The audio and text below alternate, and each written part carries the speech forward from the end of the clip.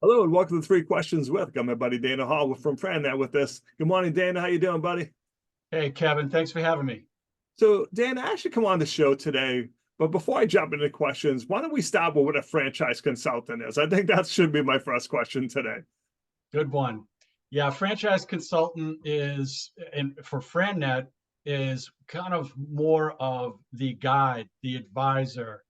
Technically we're brokers, right? We're trying to place people. Think of a real estate broker, right? You need to find a house. What's the right house? They help guide you to that. But truly, what we're trying to do more beyond just selling you something is understand your situation. Why are you looking for a business? What's your background? What's your personal situation? And really get to know clients and then say, okay, does owning a business make sense? If yes, what should it be? Should it be a sign company? Should it be a fitness concept? Should it be a senior care business?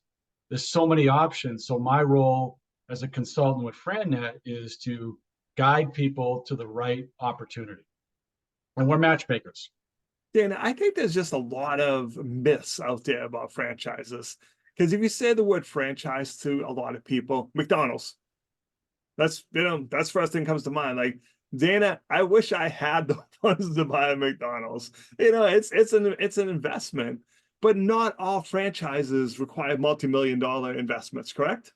That is correct. So, uh, crazily so, there are 3,500, give or take, franchise concepts in the US. So, Wow. not locations, individual businesses that are in the franchise model. Crazy number. Probably a third of those, a quarter to a third, are in that hospitality. So, whether they're restaurants, hotels, fast food. But that leaves, over 2,000 concepts that aren't in that. And they're not all $2 million investments in a brick and mortar with a lease and equipment. There are excellent franchise concepts, reputable, good background, good track record that are 100,000, maybe $200,000 investment. They're probably more service-based businesses, right? So residential cleaning or a coaching business, executive leadership business, that sort of thing. So there's a wide spectrum beyond just the things you see driving around and the really big investments.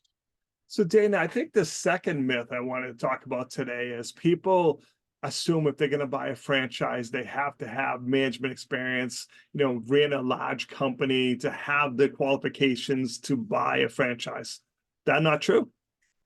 No, it's not entirely. And that's part of my job is to talk to people about what is their background, what have they done for work. Maybe they were a business owner, 20 years ago, but they took a W-2 job recently. So the idea is really figuring out what your skills are, what you're really good at, what you like to do, and then say, okay, where can that apply in a franchise business? So transferable skills. If you're somebody that worked for a big company and you were tasked with identifying talent, hiring them, training them, and developing them, well, guess what? You need to do that in a lot of small businesses if you own, a hair salon or whatever it is. Those are transferable skills.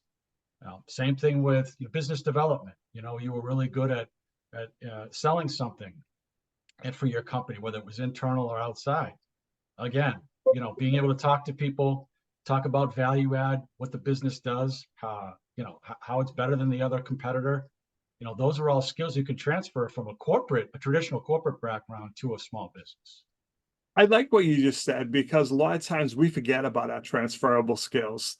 You know, um, Example, people leaving the military.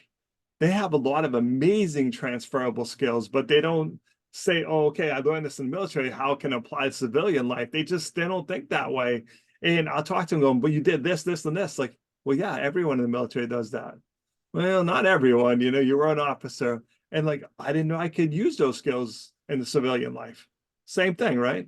Absolutely. And in fact, it's interesting that you said veterans and military folks because many of the franchise systems, that's the target. They love military folks because they follow a system, they're disciplined, they're generally hardworking, right? And those are all things you need to be a business owner. They want you to follow a system that they've laid out. Well, folks in the military are amazing at executing a system, right? So Part of the job, man. So, you bet. so Dan, how do people reach out to you? How can they learn more, my friend? Real easy. dhall@FranNet, that's 2Ns.com. Or you can, shoot me a call, 978-239-2665. Dan, I appreciate you taking a few minutes to call on the show. And as always, thanks for being my friend. Thank you, Kevin.